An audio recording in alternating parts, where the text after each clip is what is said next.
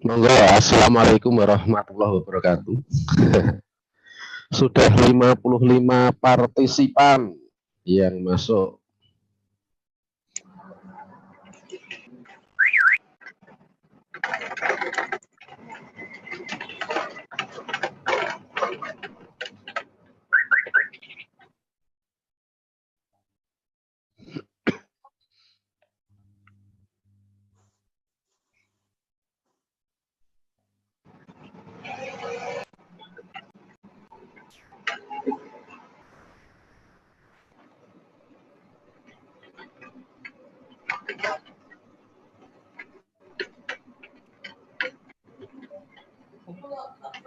Hah? Ini kali dia nih menebang pisang deh, dari si datangan deh tadi.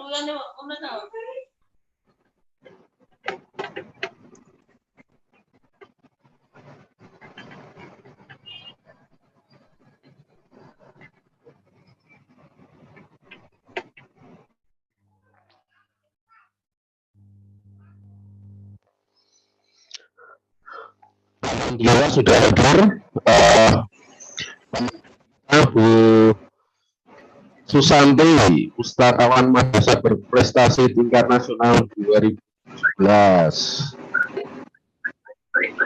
Selanjutnya Bu Sri Rohyanti, alhamdulillah juga sudah hadir. Beliau dosen Fakultas Adab dan Ilmu Budaya IAIN Sunan Kalijaga. Selanjutnya yang terakhir Bapak Dr. Muhsin Khalida. Apa sudah hadir di sini?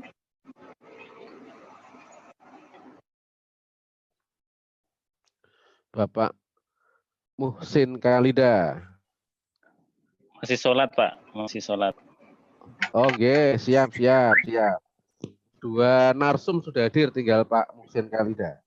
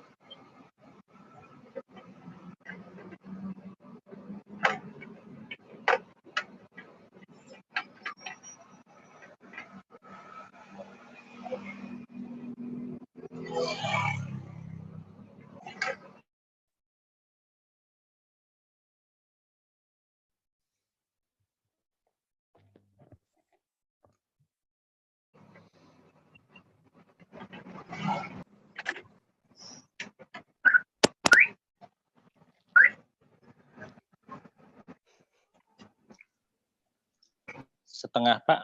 Setengah 4, Pak. Iwan, monggo aja. Bisa dimulai. Ya. Saya ingin menyapa Bu Sri Rohyani. Bu Sri Rohyani, monggo. Bisa menjawab Bu Sri Rohyanti Zulaiha. Assalamualaikum. Waalaikumsalam warahmatullahi wabarakatuh. Alhamdulillah. Alhamdulillah. Oh, ada Ustadz Hamim udah masuk ya? Ustadz sehat? Sehat, Bu. Ya, alhamdulillah. Alhamdulillah. Rektor kita udah baru ya? Iya, temannya jenengan ternyata. Adik kelas saya jauh. Saya kira teman Batra. Bukan, saya tua. Ya, dia angkatan jauh. Iya. Ya Allah. Ustadz Sam sehat? Alhamdulillah sehat, Bu. Ini Pak Hamim belum, Pak Muhsin belum ya? Muhsin baru sholat, Pak. Baru sholat, Bu, tadi. Selanjutnya mohon maaf, Bu Rita Susanti bisa menjawab untuk komunikasi dengan saya. Bu Rita Susanti, sampun? Nggih, sampun, Pak. Oh, nggih. Sudah ada dua narasumber yang hadir. Oh, ada Mbak Rita ya. Mana Mbak Rita? Mbak Rita. Yeah. Itu ya. Untuk Pak Muhsin bisa kita dilalui dulu aja ya. Ditunggu atau ditinggal? Monggo lanjut dulu, monggo. Oh, lanjut. Langsung saya atau jenengan dulu baru saya? Ya, langsung Pak Iwan, monggo. Oh, nggih. Langsung Pak Iwan, monggo. Ya, Bapak-bapak dan Ibu-ibu, alhamdulillahirabbil alamin. Assalamualaikum warahmatullahi wabarakatuh. Waalaikumsalam warahmatullahi wabarakatuh. Kita jumpa di diskusi buku rutin Yayasan Air Baswedan yang kita laksanakan setiap Jumat sore. Ini sudah kita laksanakan hampir 1 tahun dan rutin kita laksanakan walaupun kemarin di masa pandemi libur beberapa bulan. Tapi setelah kita buka respon secara online, baik ini via Zoom yang daftar sudah 400 dan selanjutnya ada YouTube juga, sehingga memang ini walaupun via online tapi pesertanya banyak, mungkin hampir ratusan orang. Pada sore hari ini kita akan bicara buku karya Bapak Dr. Muhsin Khalida. Beliau terkenal sebagai Ketua Forum FTBM DIY. Judulnya Penguatan Lembaga Perpustakaan. Telah hadir penanggap karena Pak Muhsin belum hadir, nanti diminta penanggap dulu untuk menanggapi bukunya. Yang pertama nanti kami mintakan Bu Dr. Sri Rohyanti Zulaiha, SAG SS MSI, dosen Fakultas Adab dan Ilmu Budaya UIN Sunan Kalijaga. Selanjutnya nanti yang kedua penanggapnya, saya mintakan Ibu Rita Susanti AMD, Pustakawan Madrasah Berprestasi Tingkat Nasional 2017. Nah, saya akan membacakan susunan acaranya terlebih dahulu. Acara yang pertama adalah pembukaan, yang kedua nanti langsung untuk acara diskusi buku, nanti tiap narasumber kami mintakan 15 sampai 20 menit untuk menyampaikan. Selanjutnya nanti kita buka sesi diskusi. Untuk sesi diskusi ini ada 2 cara. Yang pertama, Bapak dan Ibu bisa lewat chat. Lewat chatting ini bisa menanyakan, nanti saya bacakan. Baik via Zoom ataupun via YouTube juga bisa. Untuk yang YouTube nanti kami juga akan membacakan. Yang kedua nanti juga bisa langsung via lisan. Tapi kami dua cara Bapak dan Ibu bisa bertanya. Untuk acara yang pertama pembukaan, marilah diskusi buku rutin Yayasan Air Baswedan ini kita buka dengan membaca basmalah. Bismillahirrahmanirrahim. Selanjutnya nanti narasumber utama ada di akhir. Penanggap pertama buku Penguatan Lembaga Perpustakaan karya Dr. Muhsin Khalida ini akan ditanggapi pertama oleh Ibu Dr. Sri Rohyanti Zulaiha SAG SS MSI. Kepada Ibu, waktu dan tempat kami persilahkan. Monggo Ibu. Baik, terima kasih Pak Iwan. Ketemu lagi kita ya. Iya Bu. Ustadz Sam yang WA saya, senior saya Ustadz Hamim, dan Ibu Bapak sekalian. Mbak Rita juga, halo Mbak Rita. Ketemu lagi ini seperti ini mesti jadi ajang reuni Pak Iwan. Baik, Pak Iwan, saya bisa share screen nggak? Ini atau Pak? Monggo Mas Erik, bisa. Mas Erik, monggo. Ibu sudah saya jadikan co-host Bu, jadi bisa langsung dari laptop sudah Ibu. Ya. Oke, sebentar. Saya ini. Saya udah co-host-kan ya. Oke. Saya kok belum user ya. Bentar. Sudah kelihatan belum ya? Sudah kelihatan tapi untuk PPT-nya belum. Tapi kalau oke. PowerPoint-nya belum ya? Belum. Sebentar saya tak ini. Aduh, sorry. Nah, itu ada diskusi buku SRZ. Ini. Saya klik, lalu saya share ya. Share-nya kok nggak keluar ya.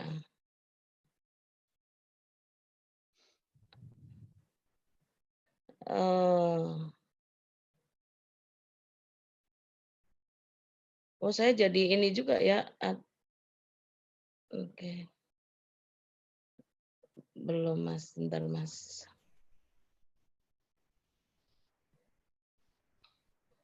Ini saya share.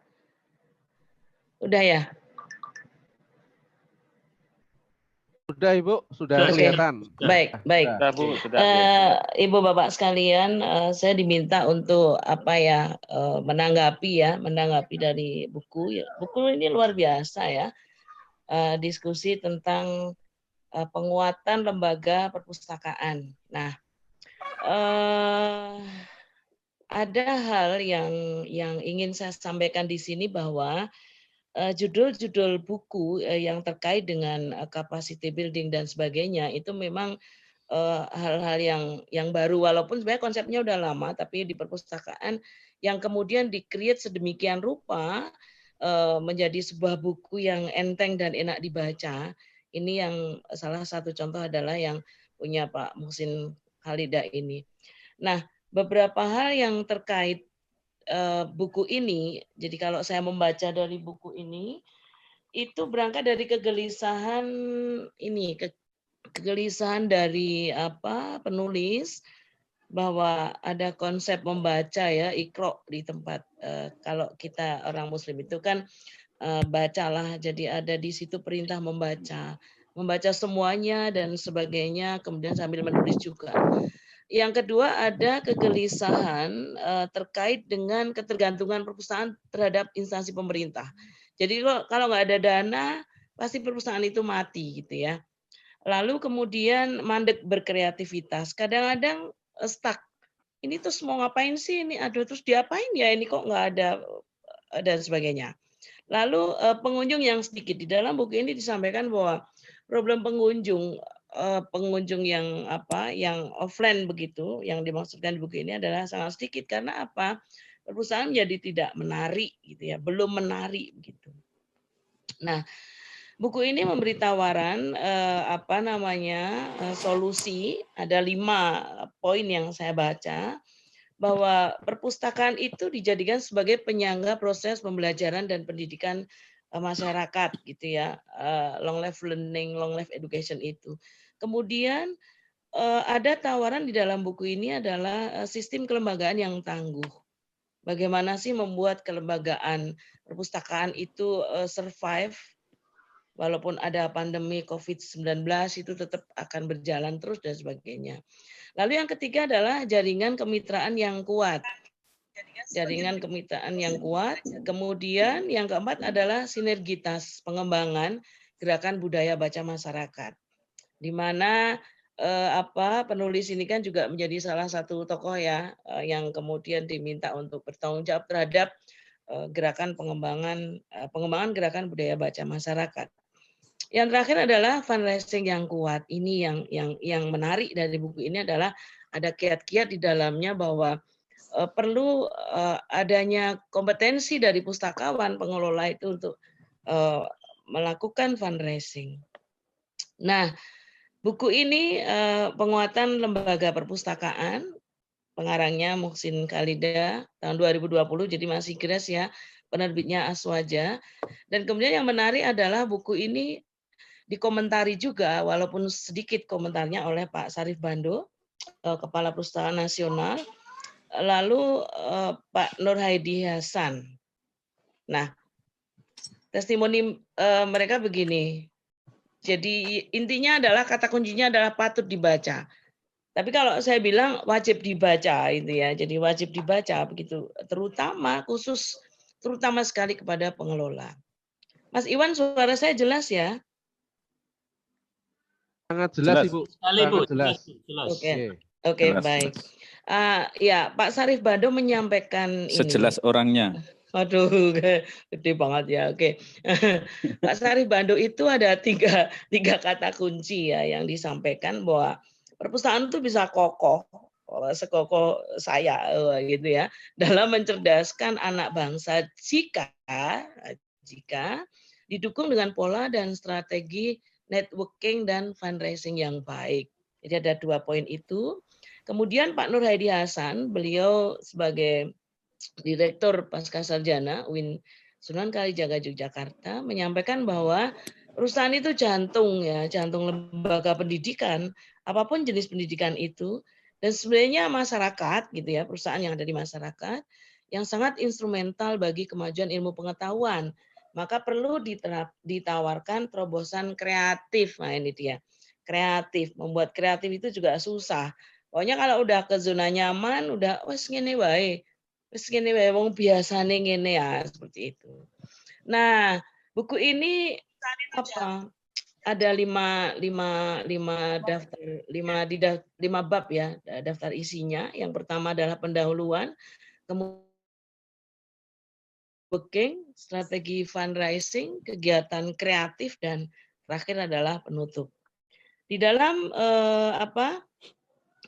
pendahuluan disampaikan bahwa perpustakaan itu sebagai tempat belajar. Jadi bukan hanya kelas, bukan hanya ruangan, tetapi di perpustakaan, ansih perpustakaan juga sebagai ruangan dan sebagai sebuah sistem. Itu sebagai tempat belajar. Kemudian, nah ini yang menarik yang ingin saya ulas juga nanti, humanisasi perpustakaan, capacity building, dan kelemahan umum. Kelemahan umum di sini disampaikan bahwa ada banyak hal yang para pengelola perusahaan itu tidak ngeh dengan perkembangan zaman dan sebagainya. Maka juga perlu harus melirik ke tetangga bagaimana sih sebenarnya pengelolaan perpustakaan yang bagus itu. Apapun jenis perpustakaannya. Kemudian yang kedua, poin networking itu sikap mental pustakawan. Bagaimana sih sebenarnya cara bernetworking. Kemudian lembaga bermitra itu seperti apa etikanya. Di situ dikupas juga. Kemudian yang poin ketiga, fundraising.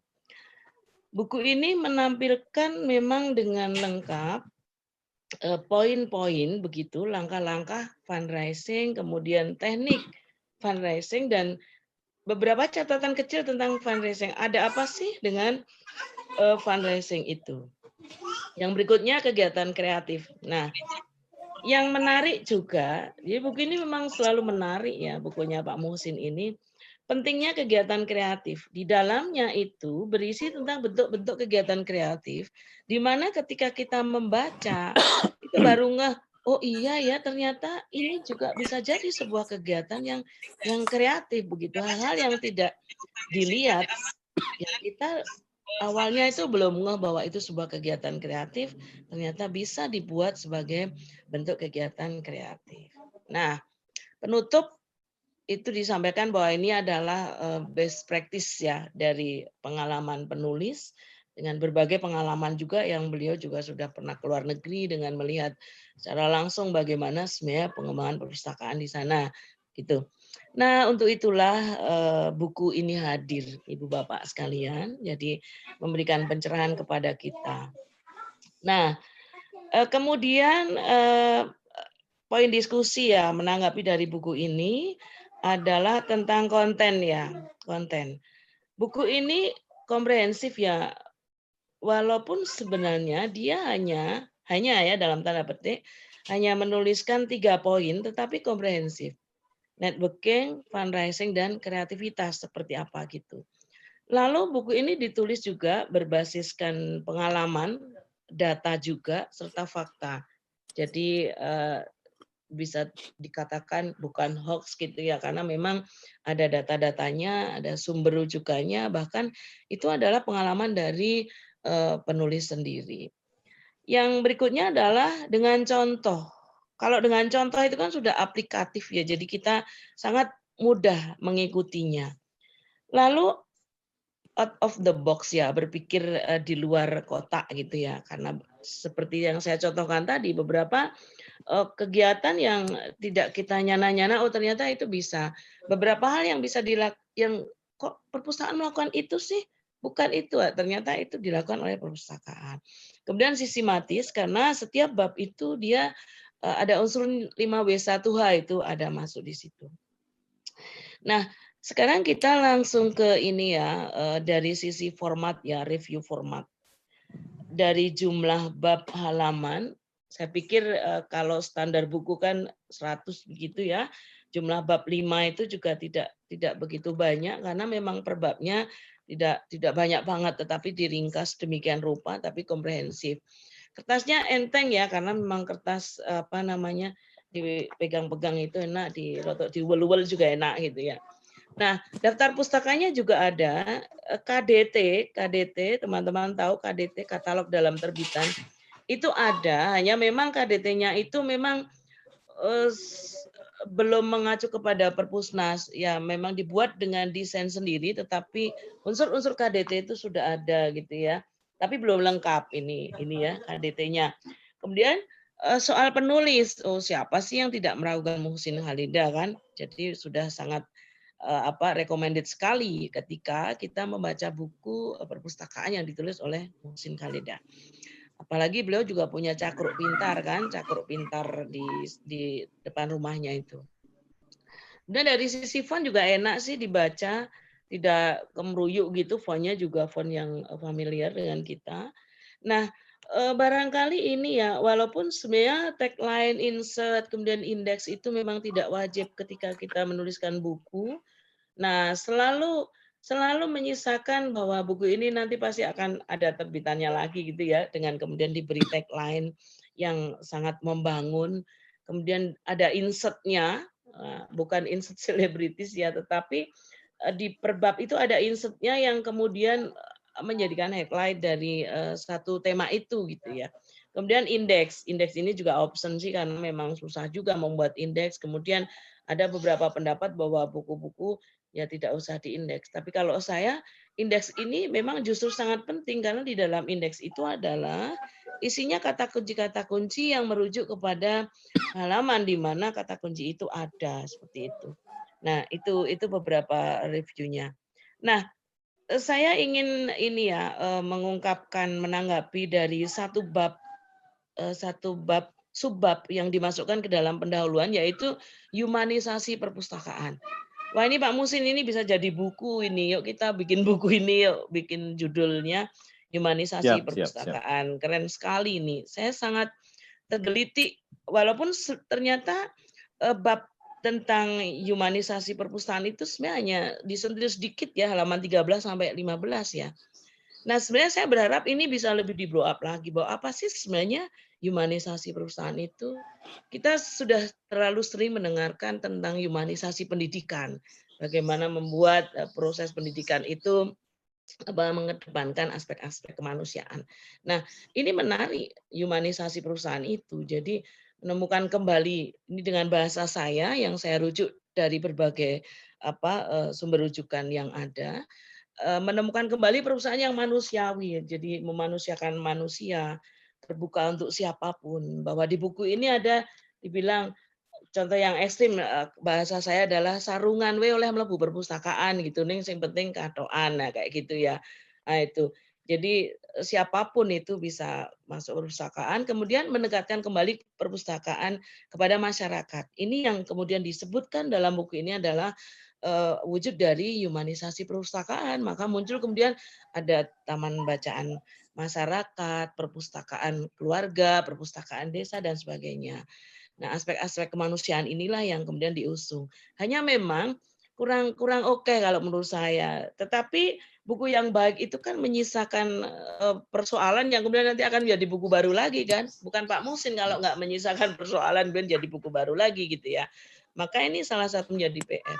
Kemudian capacity building ya.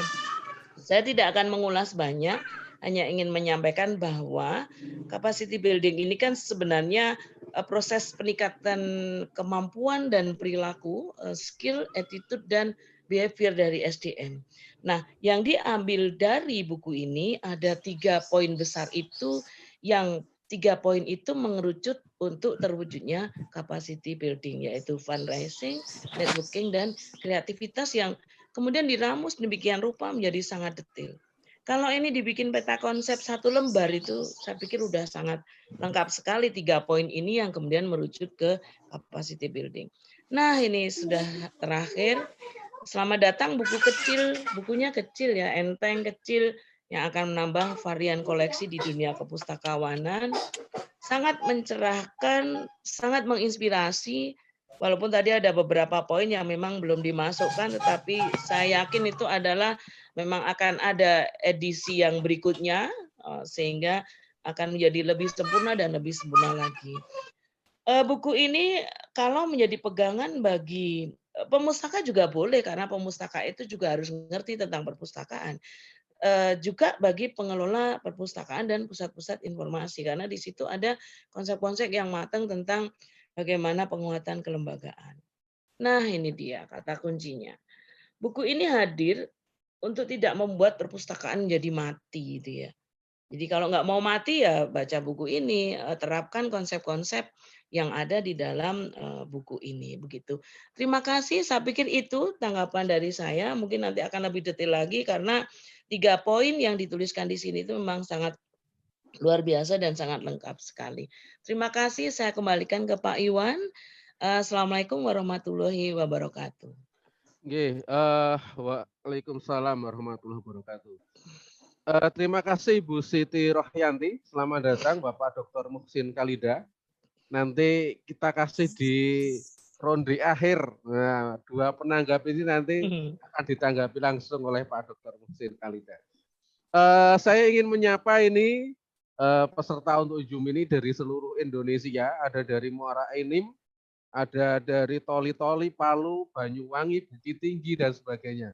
Hampir saya baca di chat ini pustakawan semua, sehingga penggemarnya Pak Muhsin Khalida ini seluruh Indonesia ini ada jaringannya juga. Untuk diskusi sore ini selain di Zoom, nanti juga bisa kita ikuti di YouTube Yayasan AR Baswedan. Bagi Bapak dan Ibu yang ingin bertanya, bisa chat di chat ini, bisa bertanya di situ lewat Zoom ataupun juga lewat YouTube juga bisa, nanti kami akan bacakan. Lisan juga bisa nanti di edisi diskusi. Selanjutnya kepada Bu Rita Susanti, Pustakawan Teladan 2017, akan menanggapi buku Bapak Dr. Muhsin Khalida. Monggo waktunya 15 sampai 20 menit. Baik, terima kasih Pak Iwan. Sebelumnya, Assalamualaikum warahmatullahi wabarakatuh. Waalaikumsalam warahmatullahi wabarakatuh. Alhamdulillah, puji syukur ya.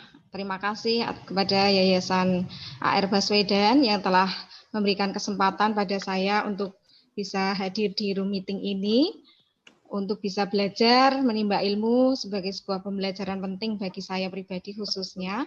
Karena sore hari ini saya bertemu dengan para narasumber, kedua narasumber yang sudah sangat mendunia ya. Ada guru besar saya juga, guru terbaik, ada Bu Sri Rohyanti Zulaiha. Selamat sore Ibu. Assalamualaikum Bu Sri. Karena beliau juga ya, saya bisa mendapatkan tambahan embel-embel sebagai pustakawan berprestasi madrasah, karena beliau itu waktu 2017 adalah juri saya di tingkat provinsi. Nah, kemudian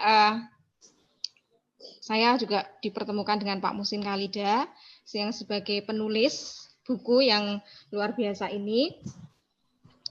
Dan saya beberapa kali bertemu dengan beliau, sempat pernah berkunjung ke Perpustakaan Mayu kan sih Pak J. Dan juga pernah saya undang di Atpusi sebagai narasumber waktu itu. Dan alhamdulillah Bapak, untuk sore hari ini saya diberi kesempatan untuk bisa membaca, menemukan sebuah solusi dari adanya banyak masalah terkait dengan pengelolaan perpustakaan yang tadi yang di buku ini disampaikan, di mana permasalahannya ada banyak ya, tadi juga Bu Sri sudah disinggung. Baik, sebelumnya saya mau screen share nggih, mohon maaf ini masih di disable. Monggo Mas Erik. Monggo Mas Erik. Bisa untuk co-host. Sudah, Ibu silakan. Oke, monggo Bu. Baik, sudah nampak nggih? Baru start, sudah Ibu, sudah. Sampun. Ya, baik. Jadi perkenalkan Bapak Ibu semuanya dari Sabang sampai Merauke. Saya Rita Susanti, pustakawan di MAN 3 Sleman.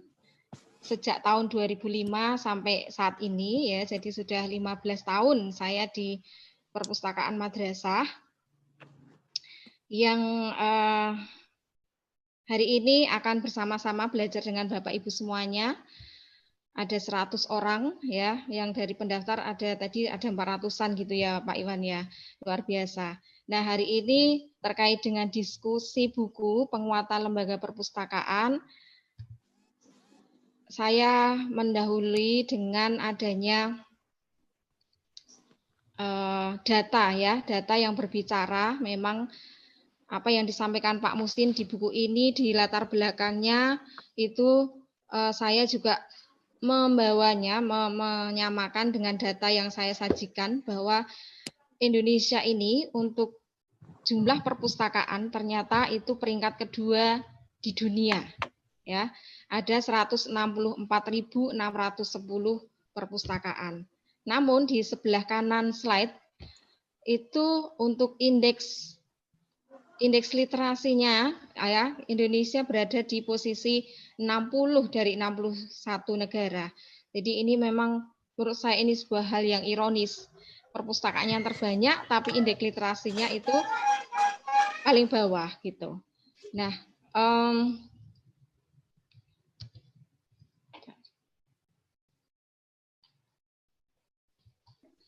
ini memang realita nih Pak Musin, apa yang disampaikan di latar belakang itu sebuah realita.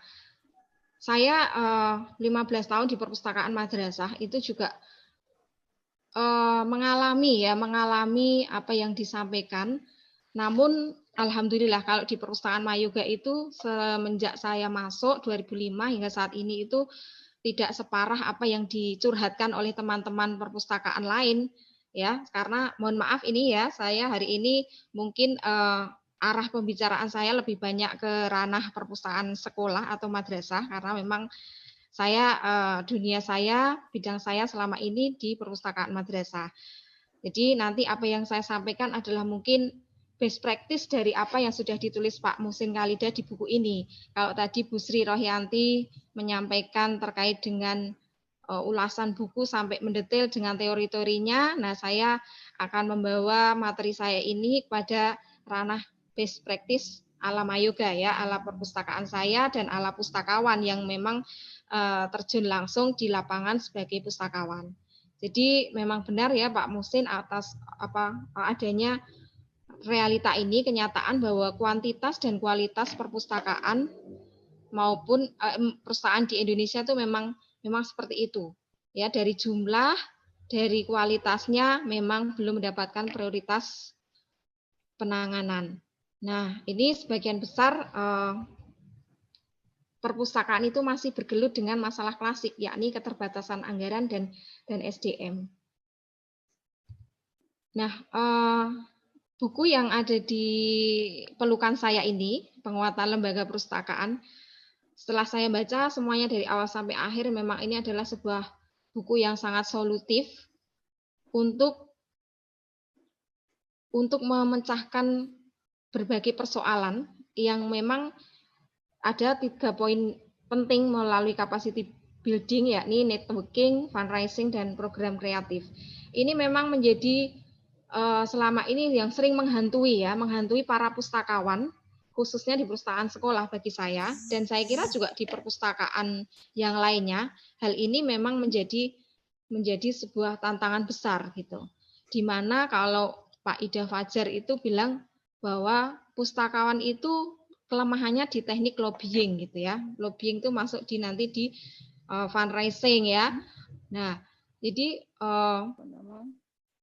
memang ini adalah sebuah tantangan besar bagi pustakawan untuk teknik lobbying, membangun jaringan kerjasama dengan berbagai pihak demi tegaknya perpustakaan kita, lembaga kita. Gitu. Nah, ini saya setelah baca buku ini ada ternyata seorang Pak Musin Khalida yang memang background-nya bukan pustakawan pun memikirkan hal ini gitu loh. Ini luar biasa bagi saya. Jadi dengan adanya buku ini, terbitnya buku ini, saya berharap nanti teman-teman yang lain yang memang mungkin sekarang masih menghadapi gunung hantu seperti ini ya, yang memang ini menjadi masalah besar di perpustakaan. Mudah-mudahan dengan baca buku ini nanti bisa tercerahkan gitu. Jadi saya menyarankan untuk teman-teman yang lain yang memang masih memiliki program besar terkait dengan capacity building, ya silakan beli buku ini ya, dibaca buku ini. Saya begitu diundang untuk menjadi salah satu pembicara di sini, saya langsung beli bukunya. Memang saya sudah diberi file PDF-nya ya Pak nih, tapi saya termasuk generasi kolonial, bukan milenial. Jadi saya lebih senang, lebih nyaman dengan membaca buku manualnya.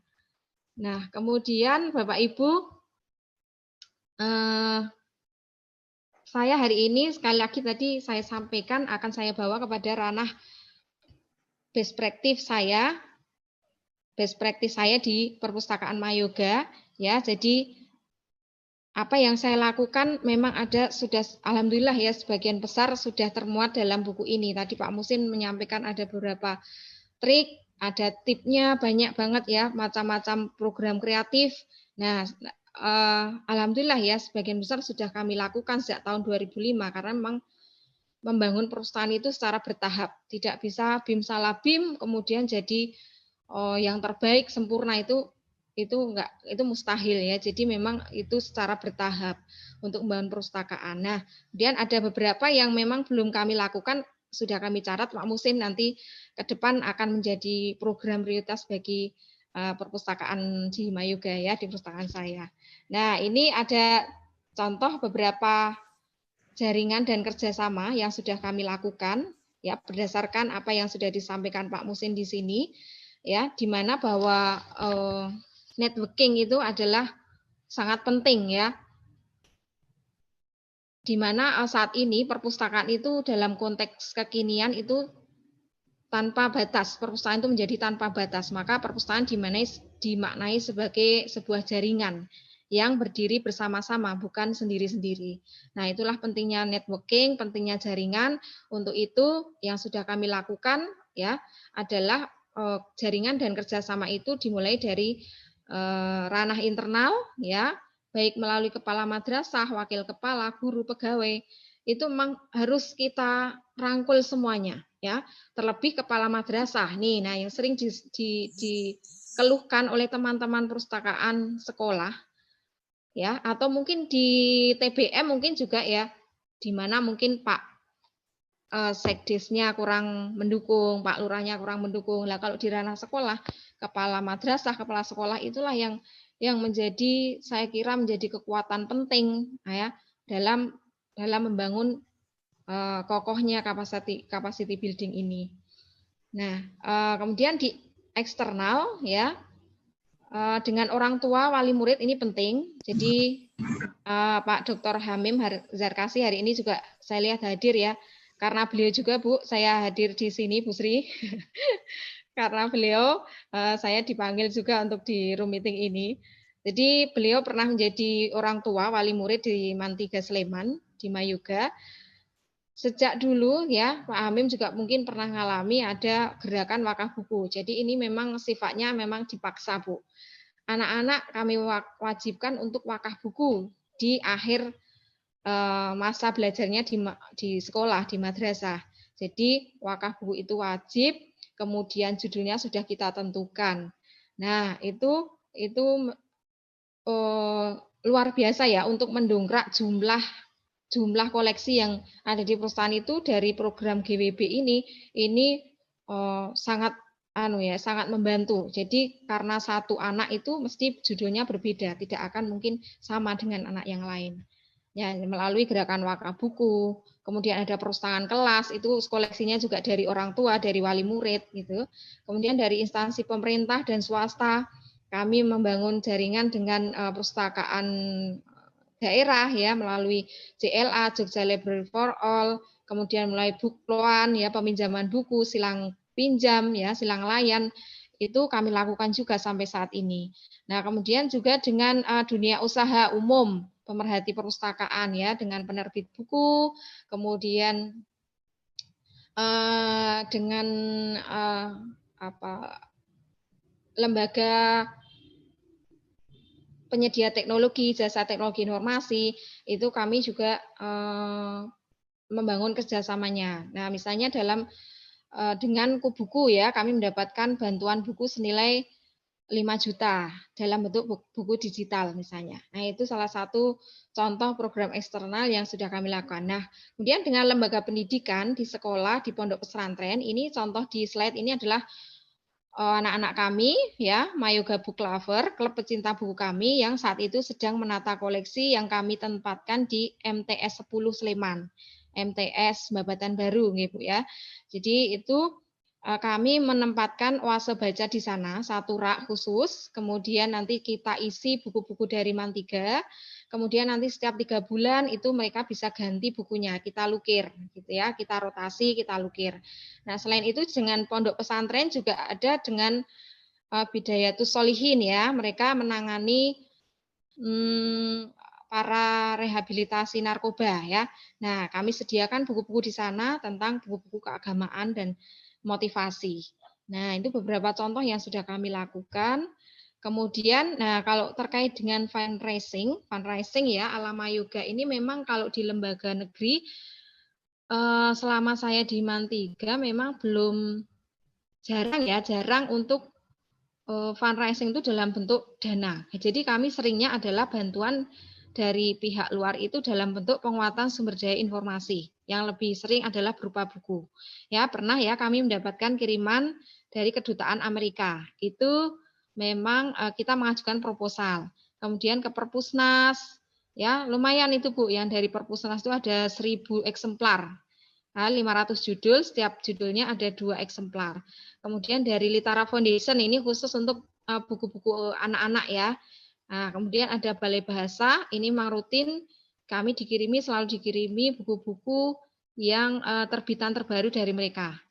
Nah, kemudian yang BNI ini masih on progress ya, mudah-mudahan nanti goal ya. Jadi nanti untuk BNI on progress ini kami fokuskan selain untuk Kids Corner, ini sedang berjalan juga Kids Corner, juga ada nanti untuk ruang terbuka ya, ruang terbuka yang akan kami revisi kami tata ulang ya, ditata ulang, didesain ulang. Nah, mendoanya nanti BNI goal ya.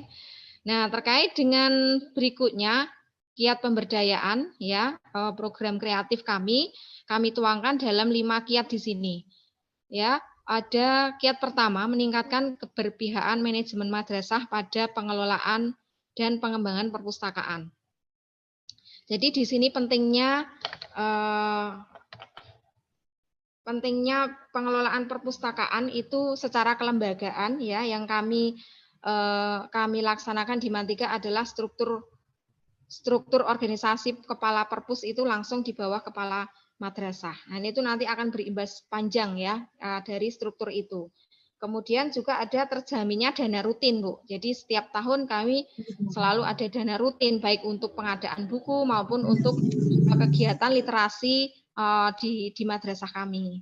Nah, kemudian juga yang kedua membuat siswa, guru, pegawai cinta perpustakaan dan buku.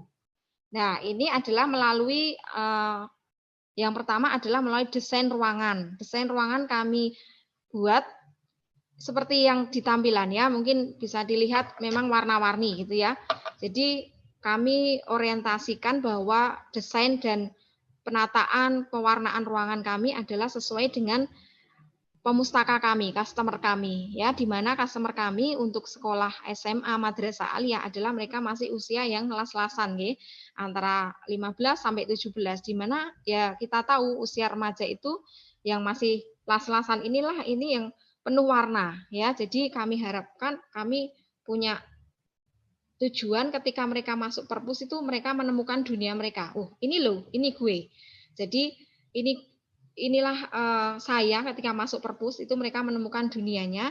Dengan begitu kami punya angan-angan, punya mimpi, tujuan bahwa ketika mereka berada di perpus sudah nyaman, kedepannya untuk keberlangsungan berikutnya itu mereka dengan sendirinya itu sudah akan selalu berkunjung, bahkan menantikan, merindukan kapan perpustakaan buka gitu. Dan memang ini terjadi ya, setiap harinya kami kan buka dari pukul 7 sampai setengah 5 itu.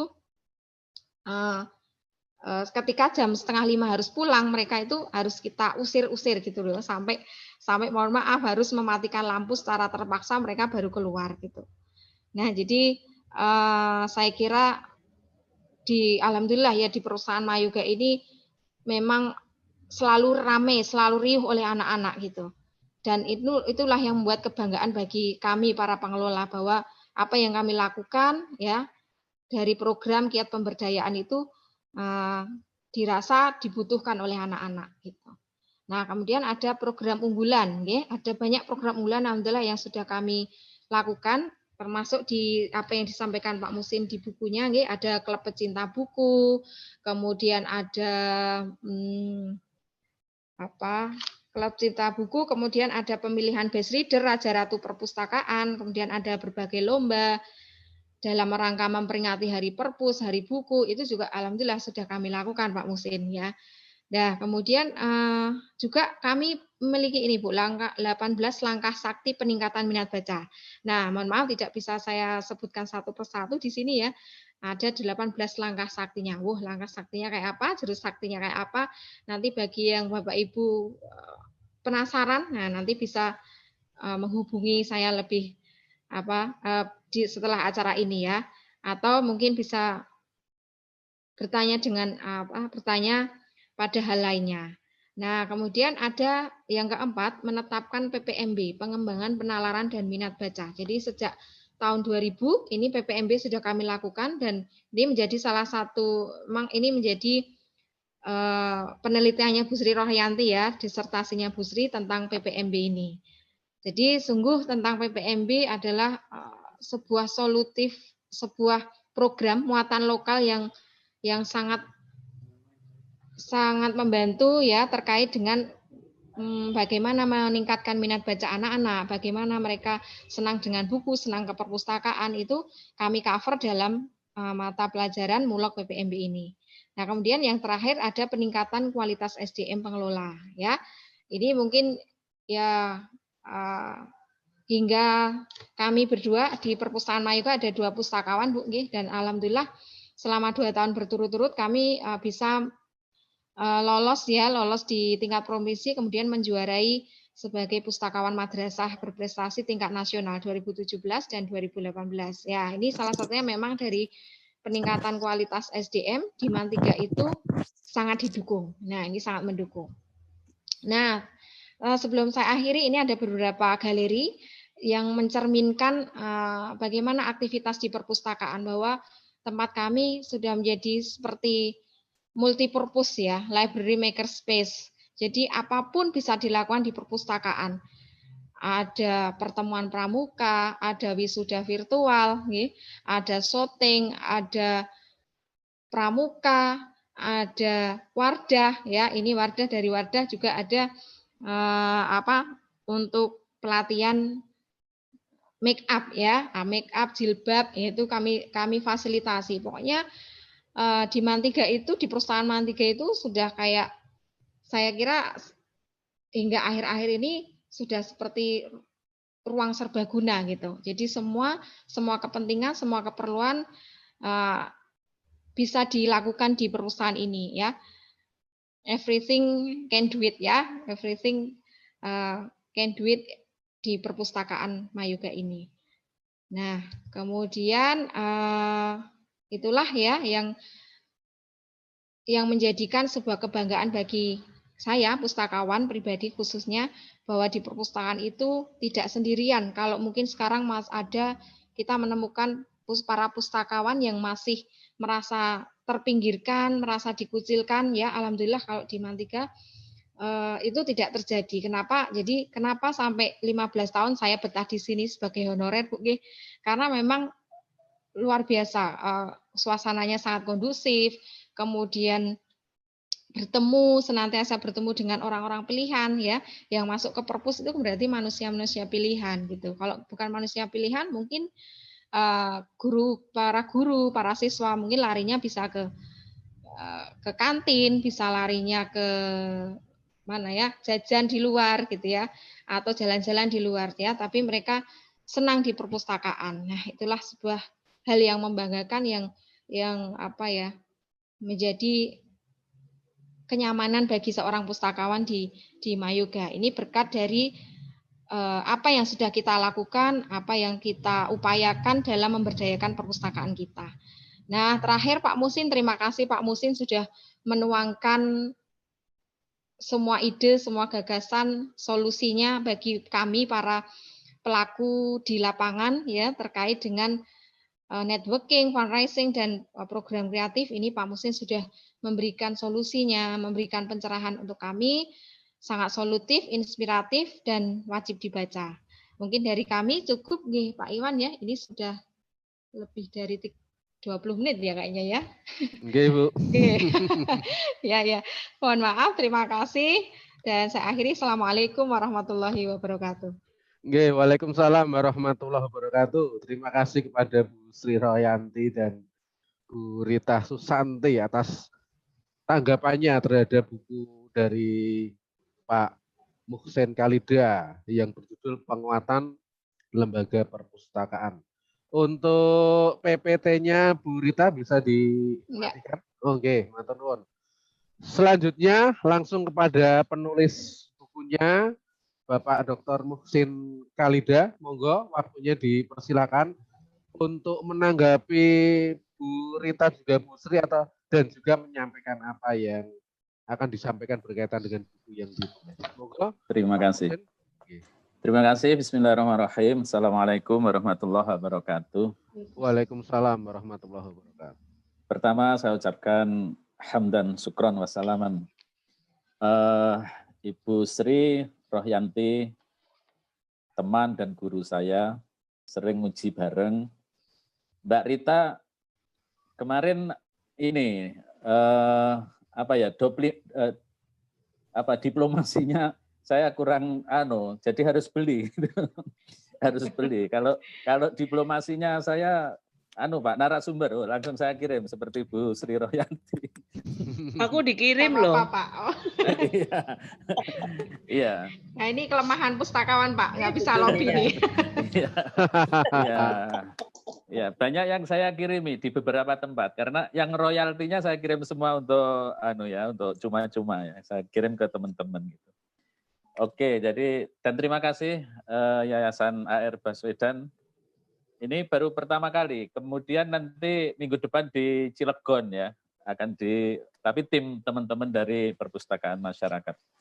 Sekali lagi saya ucapkan terima kasih. Saya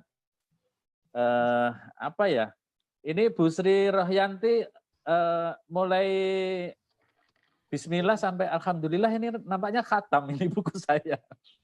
Saya menikmati dari awal sampai akhir itu Bu Sri sangat sangat betul-betul membaca. Termasuk Mbak Rita juga betul-betul membaca. Oke, teman-teman sekalian yang saya hormati, mungkin saya sedikit saja karena kalau Bapak Ibu tadi sudah mendengarkan Bu Sri secara utuh, itu ya itulah isi buku saya gitu. Ini memang betul-betul dari apa yang saya alami, bahkan banyak orang yang mengatakan mengira saya ini orang perpustakaan. Tetapi kalau baca buku saya ini sebenarnya ilmu pustakanya tidak ada sama sekali, tetapi yang ada adalah di penguatan kelembagaannya. Jadi yang saya tulis ini adalah melipir di pinggir ilmunya Bu Sri. Jadi yang punya ilmu secara syar'i itu adalah Bu Sri. Kalau saya non syar'inya. Jadi di sekitar kelembagaannya gitu. Nah, ini saya ungkap di situ itu sekitar itu. Oke.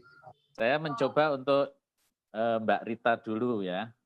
Ini kalau perpustakaan seluruh Indonesia minimal punya Mbak Rita ini luar biasa ini.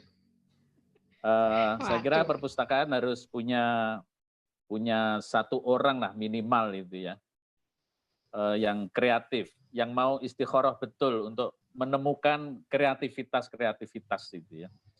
Ini kalau punya orang kreatif seperti Mbak Rita, saya yakin ini setiap perpustakaan bagus itu.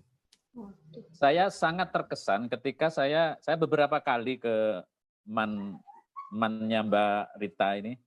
Yang terakhir nampaknya saya mengantarkan seorang tamu dari istri wali kota dari NTB ya. Iya. Karena pengen Pak Musin saya tolong diantar perpustakaan sekolah mana yang paling bagus gitu. Nah, saya ajak main ke Mantiga. Yang terkesan dan sampai sekarang sering komunikasi dengan saya, itu adalah tulisan ketika kita masuk di Mantiga, perpustakaannya. Saya tidak tahu, masih ada ya itu Mbak Rita. Perpustakaan itu pelejit jiwa. Ya, Pak, masih. Benar ya Mbak Rita ya? Masih. Ya, saya masih ingat dan itu saya tulis itu di tempat saya kalau ke perpus ada salah satu tulisan yang sering dipakai foto oleh tamu itu, Pak ini saya yang ada tulisan pelejit jiwa itu. Ya ini itu dari Mantiga saya dapatkan. Nah ini sangat bagus sekali. Saya juga melihat Mbak Rita ini bagaimana mencari-cari waktu berharga ya. Misalkan ada peringatan apa, terus perpustakaan mengadakan apa. Nah ini kan saya tulis di dalam buku itu, ya menciptakan saat-saat berharga, termasuk rapat khusus. Rapat khusus ini ya orangnya khusus yang rapat, temanya khusus, tempatnya khusus, terus kemudian dan hasilnya juga khusus. Contohnya misalkan rapat khusus fundraising. Kadang-kadang cuma jadi sampingan aja fundraising itu, padahal itu kalau nggak punya duit ya perpustakaan mati gitu.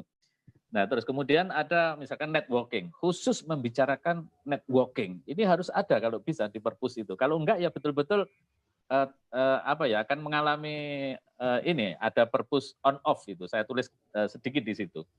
Kenapa perpus itu bisa on? Kenapa perpus itu bisa off? Salah satunya adalah adanya ketergantungan perpustakaan kepada institusi. Misalkan kalau sekolah, pihak institusi sekolah tidak memberi dana ya bisa dibayangkan perpustakaan akan mati. Gitu. Kalau hanya tergantung pada pemerintah, perpustakaan juga akan mati. Maka saya terdorong betul, kalau semua perpustakaan mengalami hal itu, maka kapan literasi bisa terbangun di Indonesia itu? Dan ini terbukti, apa yang disampaikan di grafiknya Mbak Rita tadi kan, banyak perpustakaan tapi tingkat literasinya sangat rendah. Ini sudah bisa kita tangkap. Di antara salah satu kelemahannya adalah yaitu networking dan fundraising, capacity building yang ada di perpustakaan itu. Oke, ya menarik sekali. Saya ini mencoba kemarin sebelum ini Mbak Rita, sebelum COVID, itu saya sudah merencanakan dengan orang-orang kaya di Jogja ya. Saya tahu ada orang kaya, itu saya cari nomor handphonenya, saya cari alamat medsosnya, terutama bagi mereka yang suka golf.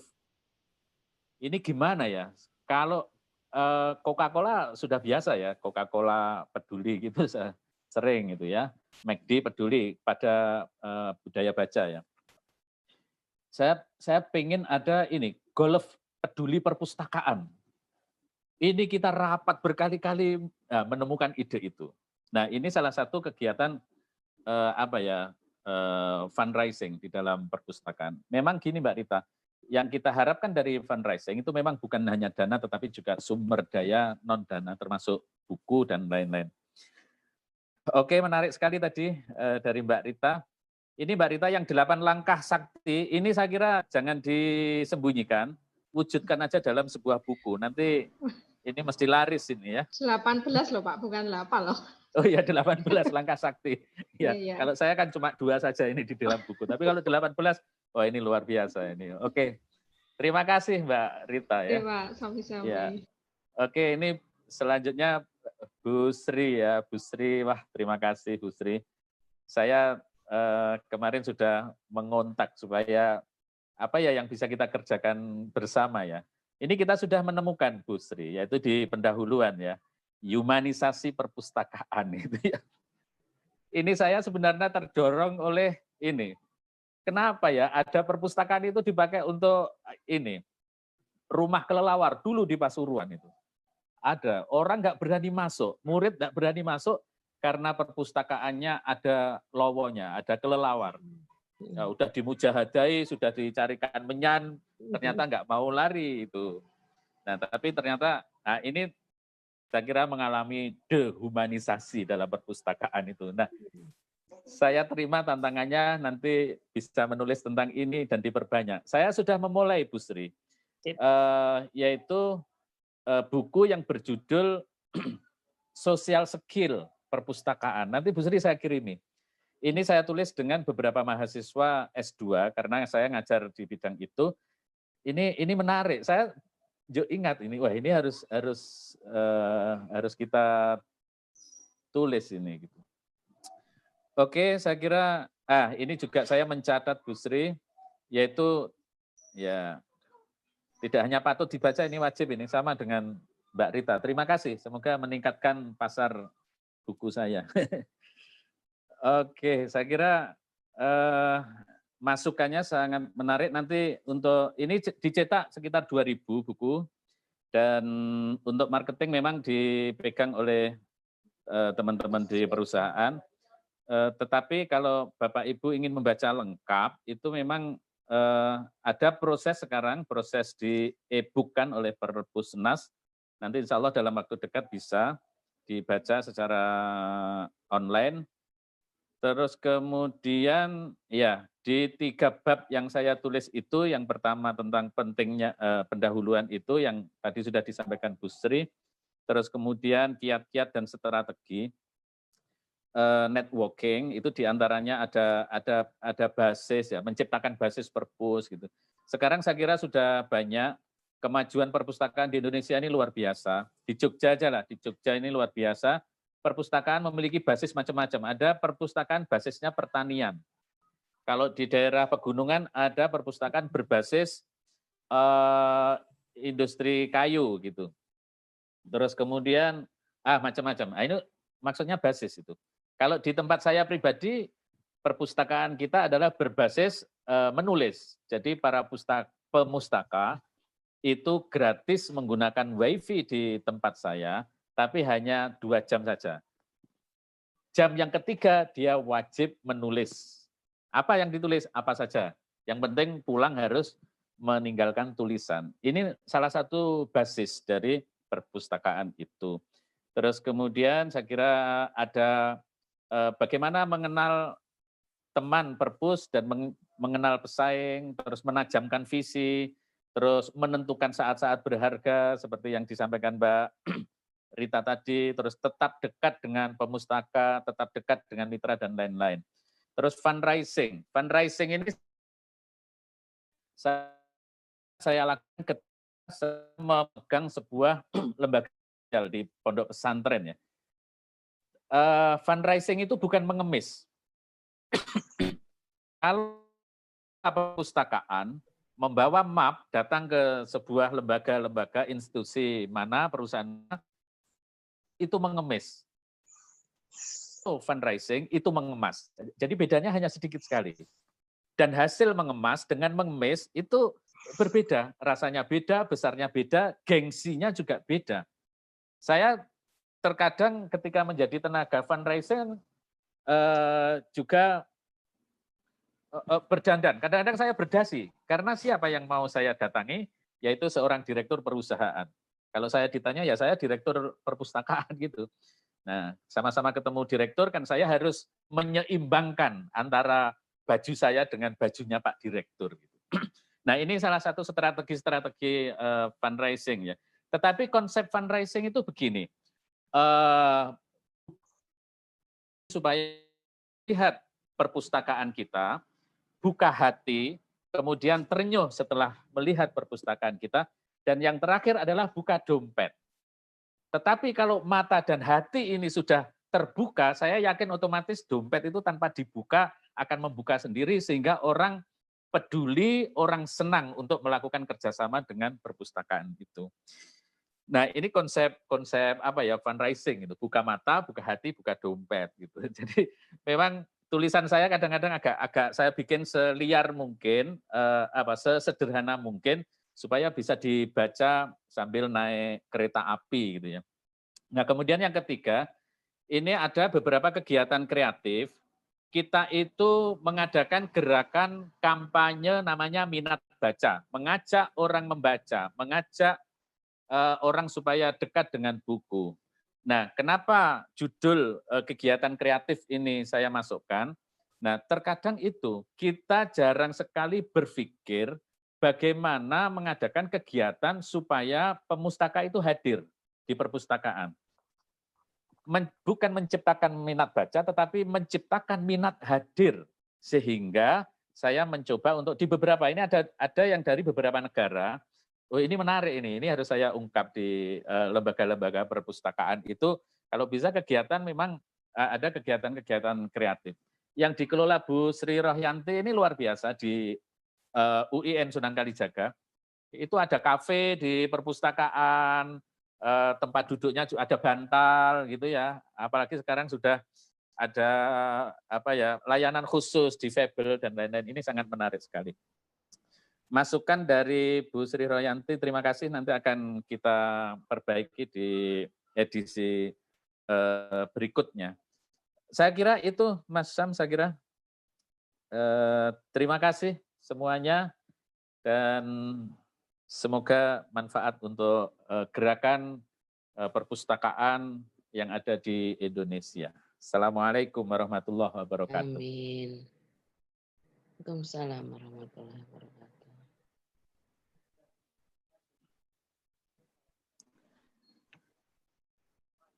Halo, sampun Mas. Monggo Mas Iwan. Mas Iwan. Oh, Mas Iwan. Halo, Mas Iwan Setiawan. Siap, nyuwun sewu. Oh. Ngurusi kokam saja.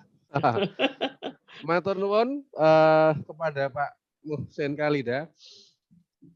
Saya mencatat beberapa pertanyaan. Langsung saja ini. Nanti sebelum ada pertanyaan langsung, saya akan catat ini dan saya sampaikan ke siapa dari chat tadi. Yang pertama, ini kepada Bu Sri Rohyanti.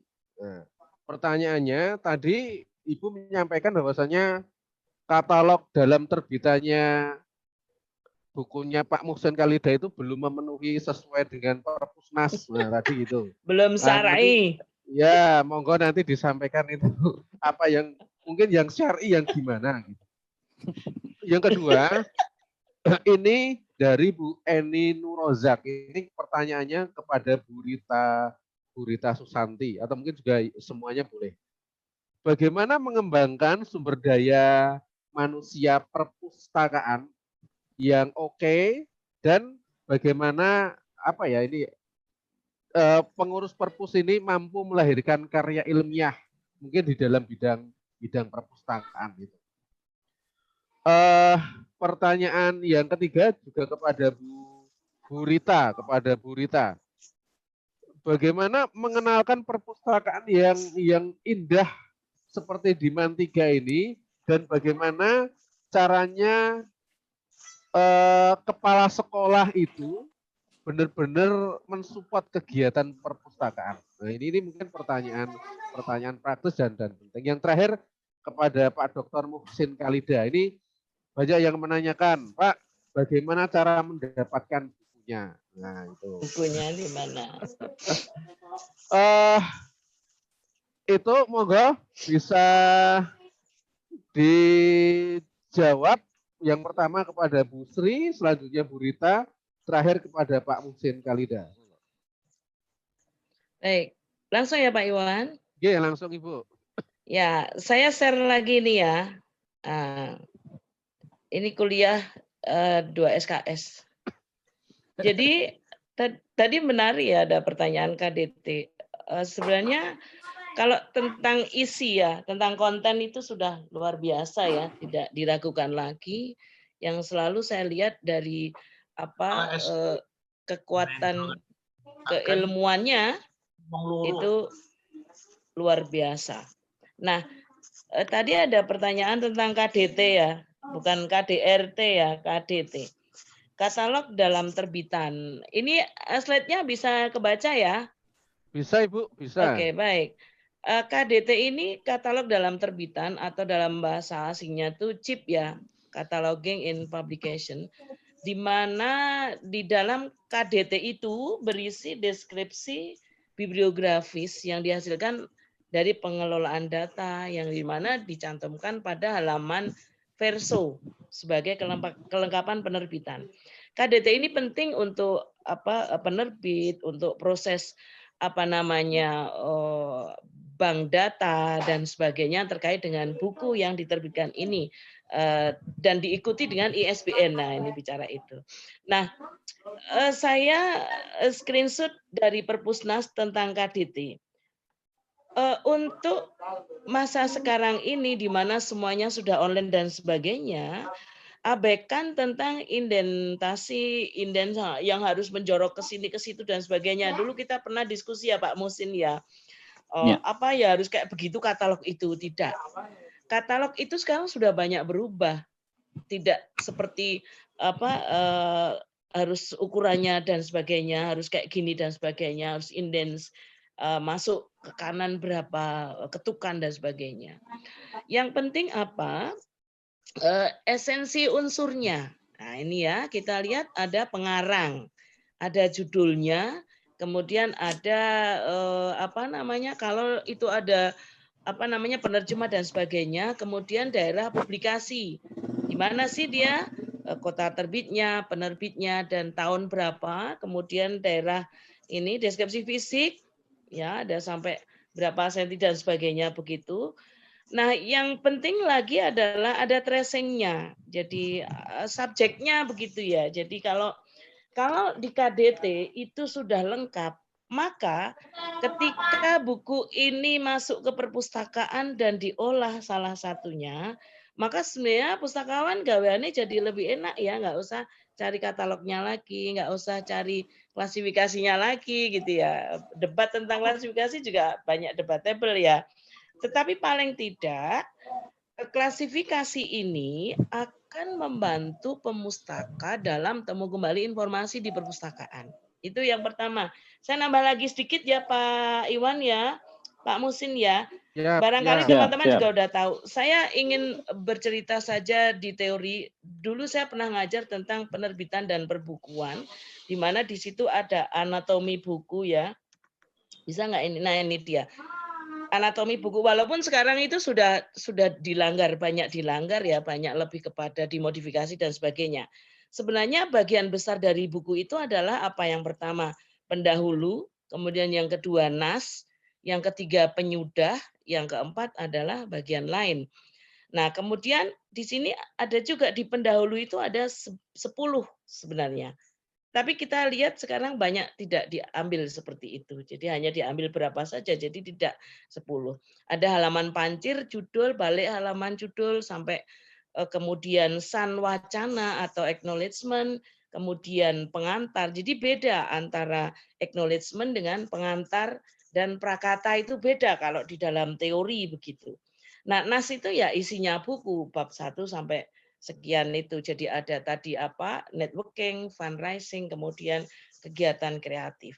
Kemudian yang terakhir adalah halaman penyudah. Halaman penyudah itu di situ ada catatan lampiran, ada daftar pustaka. Daftar pustaka di tempat Pak Musin ini kalau di teori itu dikatakan penyudah, kemudian ada kolofon. Sekarang itu jarang juga. Ada penjurus yang saya tadi sampaikan. Penjurus itu indeks. Nah, bagian lain ada jaket buku, sampul buku, ada wara. Wara itu yang jaket yang dilipat, kemudian ada riwayat atau riwayat pengarang, kemudian sinopsis dari buku itu gitu ya. Jadi itu dia Ibu Bapak sekalian. Halaman pancir ada satu buku Ibu Bapak sekalian kalau memperhatikan, ada halaman di situ hanya memuat judul tok atau ada yang dibiarkan kosong karena memang begitulah bagian-bagian dari buku seperti itu. Kemudian kalau kita misalnya lihat halaman ini ya, misalnya san wacana gitu ya. Sekarang disebut juga acknowledgement gitu ya, ucapan terima kasih kepada pihak-pihak yang telah membantu dan sebagainya. Namun sekarang ada juga yang itu di mix ya.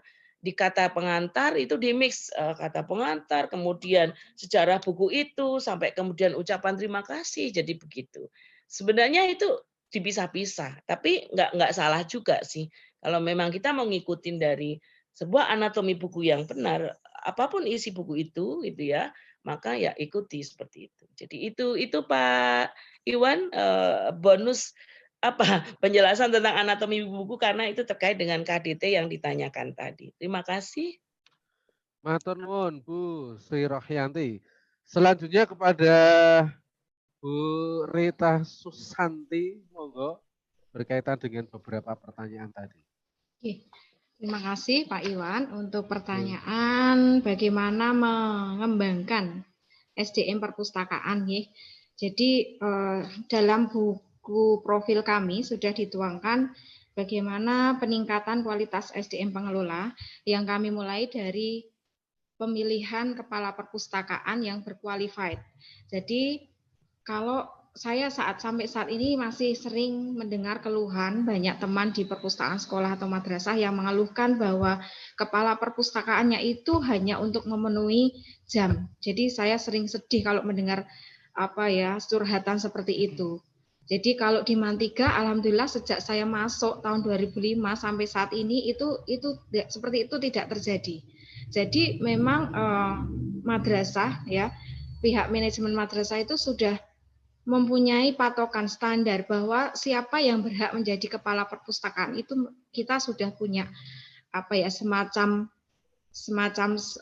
seleksi atau standarnya. Jadi bukan guru yang hanya menambah jam, bukan guru yang males-malesan, bukan guru yang berprestasi, bukan guru yang kekurangan jam, tetapi memang benar-benar yang menjadi kepala perpustakaan itu adalah guru yang punya motivasi tinggi, loyalitasnya tinggi, kemudian cinta perpustakaan, dan semangatnya luar biasa. Jadi saya mengalami sudah 4 kali empat kepala perpustakaan saya mengalami di perpustakaan dan semuanya memang luar biasa. Jadi kalau teman-teman yang lain merasa sedih merasa bahwa harusnya yang menjadi kepala perpustakaan itu pustakawan. Tapi kalau saya pribadi kok di Mantiga itu mohon maaf saya malah justru sangat terbantu dengan adanya kepala perpustakaan itu dari guru gitu. Karena memang kinerja mereka itu luar biasa gitu. Itu saya sangat terbantu. Nah, kemudian nanti pada perekrutan SDM. Jadi pustakawan di Mantiga ini sejak tahun 2005 itu 2 pustakawan yang memang alhamdulillah semuanya berlatar belakang dari perpustakaan Saya dari D3 Perpustakaan UGM, Mbak Nuzul teman saya dari S1 UIN Nah, jadi memang bukan pegawai buangan atau hanya untuk menempatkan pegawai yang malas, yang tidak qualified ditaruh di perusahaan. Alhamdulillah itu tidak terjadi Jadi memang untuk SDM memang sudah standarnya harus yang mengelola perpustakaan harus dari latar belakang perpustakaan gitu. Nah, kemudian dari penempatan SDM atau guru lain di sini selain yang dari guru selain kepala perusahaan ada juga guru yang membantu ada Bu Rodaton Bu Sri Rohyanti juga sangat kenal beliau bagaimana sepak terjangnya beliau sejak masuk di Mantiga itu saya yang secara pribadi sebagai pustakawan murni beliau yang dari guru itu saya kalah semangatnya nih Bu kayaknya. Jadi memang Bu Rodaton inilah menjadi salah satu inspirasi saya di Mantiga untuk bagaimana mencintai perpustakaan. Jadi dulu saya mungkin secara jujur awal menjadi seorang pustakawan itu juga belum ngeh dengan apa itu perpustakaan, apa itu pustakawan. Jadi saya menemukan ruhnya pustakawan, ruhnya perpustakaan itu seperti ini salah satunya dari Bu Rodaton itu. Jadi sampai sekarang ini jadi sudah puluhan tahun guru itu juga membantu perpustakaan. Jadi dan ini dipilihkan juga bukan guru yang sembarangan, yang tadi yang tidak qualified gitu. Nah, kemudian ada juga mengirimkan pengelola perpustakaan itu pada event apapun terkait dengan kepustakawanan. Jadi saya juga heran teman-teman yang lain itu kadang susah banget mau izin aja itu susah. Misalnya mau ikut seminar itu izinnya susah, mau bayar sendiri aja itu nggak boleh gitu. Ada yang sampai seperti itu. Saya juga ya Allah kok sampai segitunya. Padahal di tempat saya di Mantiga itu saya sendiri yang malah sampai nggak enak diri pekewoh gitu loh. Mau izin itu pekewoh sendiri karena saking mendukungnya habitat ini ya, semuanya dari kepala perpus, dari kepala sekolah itu sangat mendukung apa yang kami kerjakan, apa yang kami lakukan di luaran madrasah kami untuk menimba ilmu, mencari pembelajaran di media lain, di tempat lain itu sangat didukung ya. Jadi sangat saya bersyukur banget ada di madrasah ini. Nah itu jadi tidak pernah ada kekangan ya, tidak ada pembatasan di sini selama memang itu untuk pengembangan diri pustakawan. Nah itu kemudian bekerja sama juga dengan perguruan tinggi. Jadi dari UIN juga alhamdulillah sering mengirimkan tenaga PKL, tenaga mahasiswa KKN ya untuk belajar di Mantiga, dan dari itu kami juga belajar dari mereka karena ilmu perpustakaan itu kan berkembang terus, jadi kami selalu update dari mereka, dari para pustakawan, calon pustakawan muda ini kami belajar dari para mahasiswa itu. Nah kemudian ada juga kami melakukan studi banding ya, studi banding terakhir kami ke perpustakaan SMA 2 Bantul ya, yang memang pernah juara 1 nasional juga tahun 2016 ya kalau nggak salah ya, 2016. Jadi memang itu upaya-upaya itu kami lakukan Pak. Nah itu terkait dengan SDM. Kemudian tadi pertanyaan bagaimana mengenalkan perpustakaan yang indah gitu ya. Jadi kami ada program promosi pasti ya, karena sehebat apapun perpustakaan, secantik apapun perpustakaan, kalau tidak dijual, tidak dipromosikan itu ya percuma gitu. Nah kemudian bentuk promosinya seperti apa? Misalnya MOS itu wajib ya, saat ini juga melalui virtual, MOS juga masuk, kemudian media publikasi melalui tercetak, ada leaflet, booklet, ya kita upayakan ada pin, pembuatan pin, ada kaos, jadi nanti ada para tamu yang datang itu cenderamata bisa beli kaos itu, kaos perpustakaan Mayoga gitu. Kemudian ada juga kami melalui media elektronik, kemudian melalui medsos, IG, Facebook, karena memang saat ini terlebih di masa pandemi ini ya, kita ada jarak antara kita dengan pemustaka kita ya, satu-satunya komunikasi kita hanya dari ini medsos anak-anak. Kalau anak-anak SMA paling familiar dengan IG, dengan Facebook ya. Nah, itu kita upayakan. Nah, kemudian terkait tadi dengan bagaimana cara membuat kepala madrasah pro dengan perpus gitu nih Pak nggih. Nggih, Bu. Jadi memang saya selama di Mantiga itu mengalami 5 kepala madrasah yang memang mohon maaf ya ada ya, tapi sebagian besar memang alhamdulillah sangat mendukung terkait dengan perpustakaan. Kalau nggak mendukung saya kira posisi kita juga nggak sampai saat ini gitu. Jadi memang kepala madrasah, kepala sekolah ini memiliki kewenangan yang luar biasa gitu ya. Maka untuk itu kita harus melibatkan beliau dalam setiap program kita. Misalnya pernah juga kita ditolak program kita, pernah ada yang ditolak, tidak boleh dengan alasan ini. Tapi itu kita tuangkan dalam program kerja perpustakaan. Jadi apapun mimpi kita, langkah ke depan kita, angan-angan kita tuangkan dalam program kerja. Baik program kerja pendek, menengah, panjang. Ketika itu ditolak, nanti diajukan lagi untuk program berikutnya. Ditolak, ajukan lagi. Ya, bahkan pernah kita sampai mengundang karena kita pengen renovasi gitu ya, pengen membuat program baru, ada Pak Kepala yang belum ngeh gitu, kemudian kita undang khusus ke perpustakaan dengan teman-teman di perpustakaan, kita sampaikan bahwa kita punya program ini Pak dengan tujuan ini, kemudian harapan kita dengan adanya program itu apa, itu disampaikan dengan jelas, di samping disodori dengan program kerja kita yang memang sudah tertuliskan rinci di situ dan sampai akhirnya juga goal. Nah, tapi untuk yang saat ini ya kepala madrasah kami sangat mendukung ya semuanya.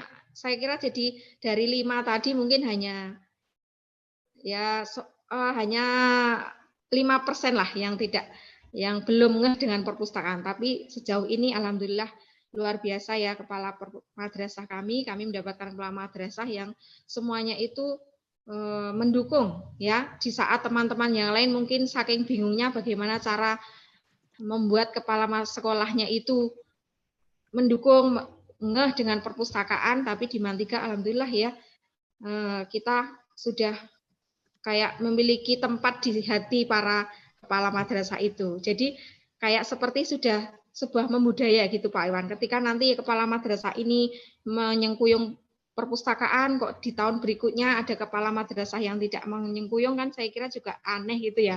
Dan karena memang ini sudah menjadi sebuah sistem yang di Mantiga itu sistemnya sudah sangat terbangun gitu. Jadi kayak mengalir aja kepala madrasahnya itu ya mengikuti arus kita gitu. Nah, sudah seperti itu. Alhamdulillah kondisinya seperti itu nggih, yang bagi yang penanya. Kalau mungkin nanti ya memang ini Bu, untuk melobi tadi ya, melobi dengan kepala madrasah ini juga saya kira penting banget ya.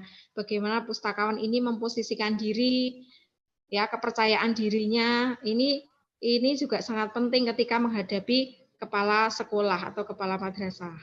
Nah, itulah nanti bacalah buku di situ ya, bagaimana tekniknya, ya, bagaimana bersikap, bagaimana Pak Muhsin fashionable-nya dilihat juga. Nah, itu saya kira bisa dipraktekkan apa yang sudah ditulis oleh Pak Muhsin.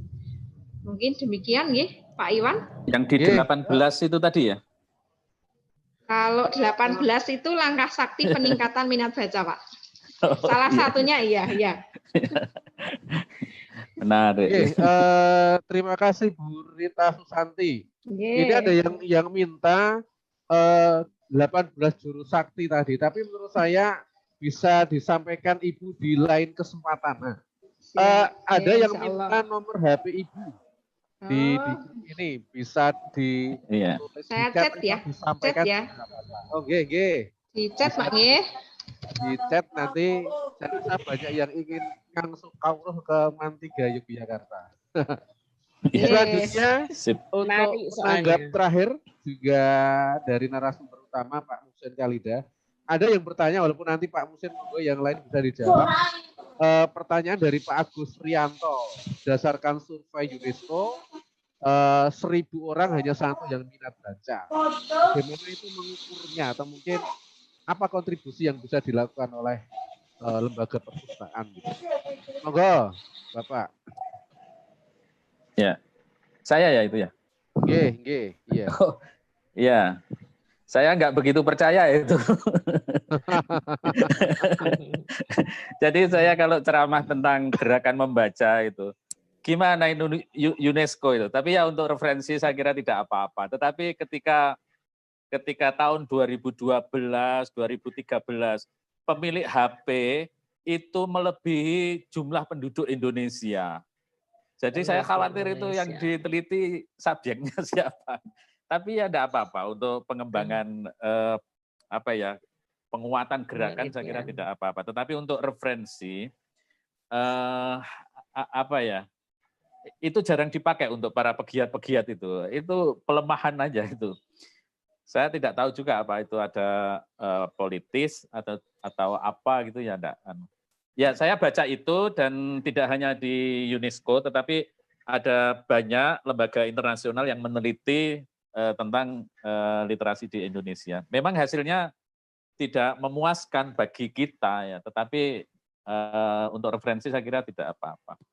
Oke, mungkin saya akan menjawab tadi ya sedikit ya tentang ini. Kalau pustakawan nanti itu fungsional ya, sekarang sudah ada fungsional, itu pasti akan dituntut produktivitas dalam menulis karya tulis. Tadi ada sedikit yang itu. Ini saya itu kan hobi saya itu kan travel ya, dan latar belakang pendidikan saya itu tidak ada pustakawan, tidak ada perpustakaan. Tadi Mbak Rita menyampaikan, saya ini orang psikologi pendidikan, S3 saya psikologi pendidikan, terus kemudian saya meneliti tentang minat baca yang ada di Malaysia, terus kemudian saya sering mengadakan travel, hobi saya traveling. Saya kalau datang ke suatu daerah di luar negeri maupun di mana gitu, yang pertama kali yang saya cari adalah, saya orang Muslim, saya akan mencari masjid, di mana ada masjid. Yang kedua, di mana ada perpustakaan gitu. Itu pasti saya kunjungi. Di Thailand, di Bangkok itu berapa saja itu ketika peserta yang lain minta shopping ya saya izin saya pengen dolan sendiri cari perpustakaan. Ini yang sering saya lakukan. Makanya saya ada overseas itu banyak di perpustakaan di luar negeri. Saya bimbing haji, itu ada berapa perpustakaan yang saya kunjungi. Saya minta waktu untuk mengunjungi beberapa perpustakaan itu di beberapa daerah yang ada di Saudi. Itu juga ya saya enggak tahu itu. Saya menulis 19 buku, yang 9 itu adalah tentang gerakan membaca dan perpustakaan. Saya ngikut aja apa yang saya pikirkan, terus ngikut aja apa yang saya peroleh dari hobi traveling itu. Nah, tetapi Bapak Ibu yang saya hormati, ini yang perlu dicatat. Sebenarnya yang wajib menulis, yang wajib membaca itu siapa? Kan pustakawan. Saya tadi Bu Sri Rohyanti yang pertama tadi, orang yang membaca, orang yang ngajak orang membaca, orang yang membangun lembaga gerakan membaca termasuk perpustakaan, ini adalah orang-orang yang masuk surga pertama kali loh.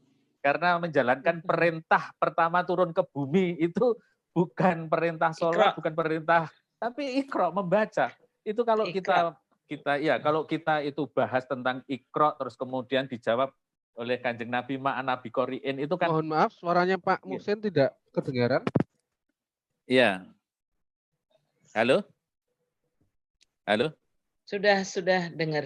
Oke. Ya, jadi kalau kita bahas secara mendalam, ini menarik ini Bu Sri ya. Ketika ada jawaban apa yang harus saya baca, terus kemudian dengan alat apa saya membaca, ini luar biasa ini kalau di orang ahli filologi ini. Ini Bu Sri yang paham itu tentang sastra Arab. Kemudian yang kedua, ini yang harus kita naikkan. Di ayat yang keempat itu kan ada alama bil kolam. Kolam itu kan pena. Nah, para pustakawan itu didorong untuk menerjemahkan dan menjalankan program itu. Bagaimana berpikir itu dengan pena dan kertas, itu kolam. Nah, ini menarik sekali. Maka menulis dan membaca ini hukumnya wajib bagi pustakawan. Kalau tidak, berarti kita ikut berdosa dan masuk neraka gara-gara tidak menulis dan tidak mengadakan gerakan membaca. Jadi ini yang menjadi poin pokok sehingga saya ini banyak menulis itu. Kita bayangkan saja itu Mas Iwan. Al-Ghazali itu meninggal sudah 1100 bukunya itu 1100 tahun yang lalu atau berapa ya? Tapi kitabnya itu setiap hari dibahas oleh orang seluruh dunia. Buku saya, ini ambisi saya. Saya nanti mati, 400 tahun setelah saya mati, siapa tahu nanti anak cucu saya juga mendapatkan peninggalan karya simbahnya yang dulu. Ini yang menjadi motivasi saya selalu menulis. Jadi saya menulis tidak harus psikologi pendidikan, tetapi saya menulis ya apa saja yang bisa saya tulis akan saya tulis. Jadi untuk pustakawan ini tadi ada meningkatkan produktivitas menulis, saya kira ini luar biasa. Dan pengalaman Mbak Rita itu kalau nggak ditulis ya nanti Mbak Rita tidak ada ya hilang begitu saja. Makanya harus menulis. Minimal itu tadi punya kartu 18, kartu sakti itu tadi ini luar biasa itu kalau dibahas. Saya membayangkan apa yang disampaikan Bu Sri Rohyanti ini buku akan menjadi 400 halaman ini kalau dibahas itu tadi. Dibahas ya. Iya kalau dibahas, kita diskusikan, kemudian dikembangkan ini menjadi luar biasa itu. Oke, kita sadar membaca, sadar menulis, dan sadar mendokumentasikan seperti kita cetak itu. Oke, Bapak Ibu sekalian, bagi yang pengen pesan buku untuk sementara, karena saya tanya di percetakan, nampaknya belum sampai ke toko. Jadi bisa langsung ke saya, nanti akan dikirim oleh, ini buku royalti yang di tempat saya ini kan, royalti 10%, saya minta bukunya saja, bukan duit. Nah akhirnya saya tawarkan kepada teman-teman bagi yang menginginkan. Silahkan nanti ke saya, boleh ke teman saya yang menawarkan buku ini, boleh nanti monggo silahkan. Nanti nomor ada di WA, di Facebook juga ada. Terus kemudian untuk bulan Juli ini memang kita gratiskan pengiriman ya. Oke, saya kira itu Mas Iwan. Ya, terima kasih Pak Muksin. Ini kebetulan Pak Iwan suaranya nggak kedengaran. Jadi ini langsung saya ambil alih. Jadi dalam kesempatan sore hari ini terima kasih Pak Muhsin, Bu Sri, dan juga Bu Rita. Apa yang sudah disampaikan tadi menarik dan sebagai sebuah penguatan kelembagaan institusi perpustakaan ini memang dimanapun akan dibutuhkan karena sumber ilmunya ada di perpustakaan, kira-kira begitu.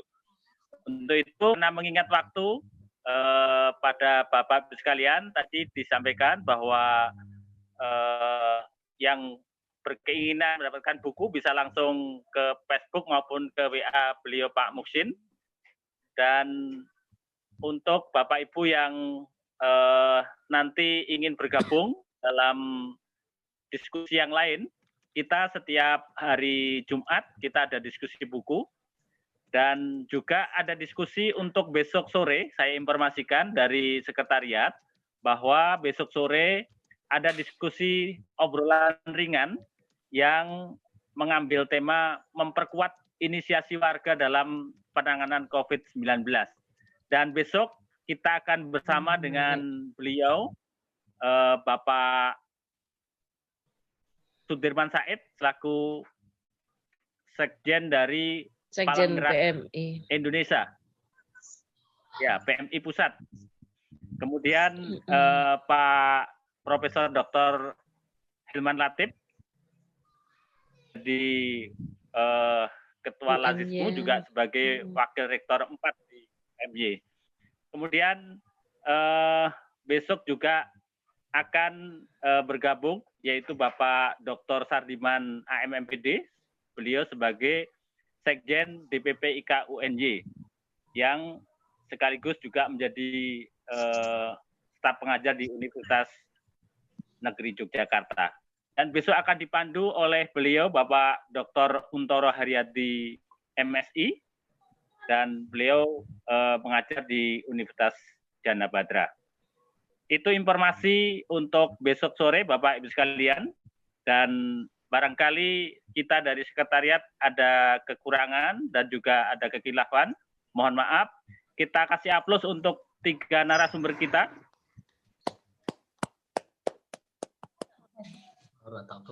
Selanjutnya kami mungkin dari Pak Hamim Yarkasi ada yang ingin disampaikan. Monggo Pak Hamim. Terima kasih.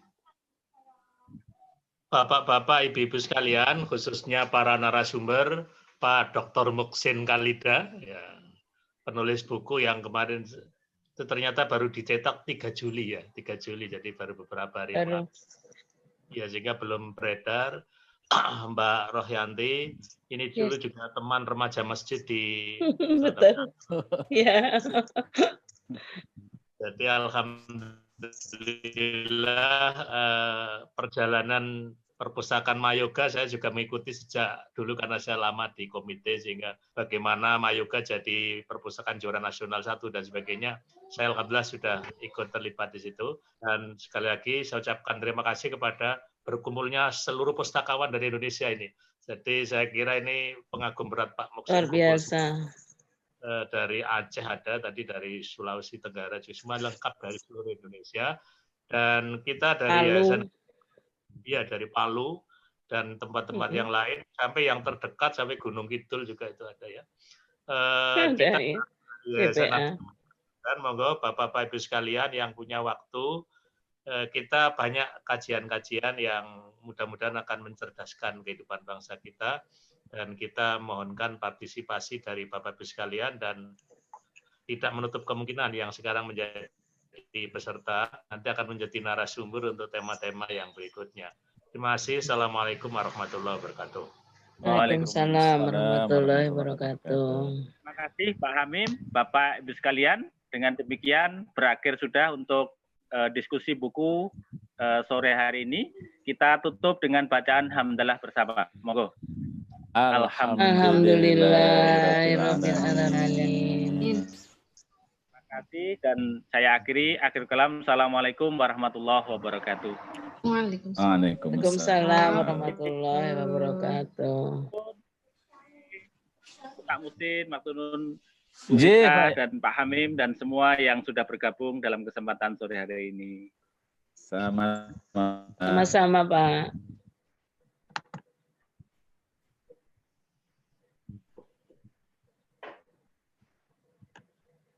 Durung dipoto bareng ya Mas Iwan. Oh lupa, ya betul harus ada itu, wajib ain itu. Jadi foto Mas Iwan tadi. Mas Iwan suaranya sudah hilang. Oh. Nggak kedengaran. Oh udah hilang ya. Foto Mas Iwan. Ya Pak Sam aja Pak Sam, Pak Sam. Masih buat Dokumentasi. saksi ya. Ya, monggo Mas Eri, yang foto Mas Eri ya. Ye, difoto bersama Pak Eri. Monggo.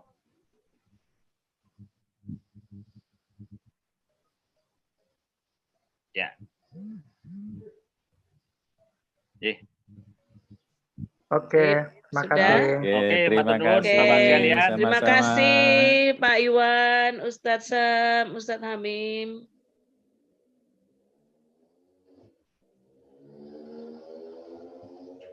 Thank you.